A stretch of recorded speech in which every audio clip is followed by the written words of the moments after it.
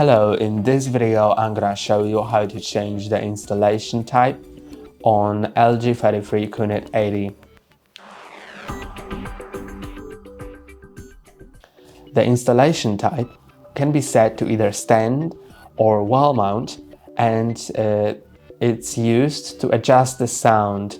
So the sound works kind of differently when your TV is set on stand or on a wall mount. So to adjust it so the sound is the best optimized, press and hold on the settings button on your remote, then go to sound and then click on advanced settings and find installation type. Click on that and you can set it to stand or wall mounted. That's all for today. Don't forget to like and subscribe. See you next time.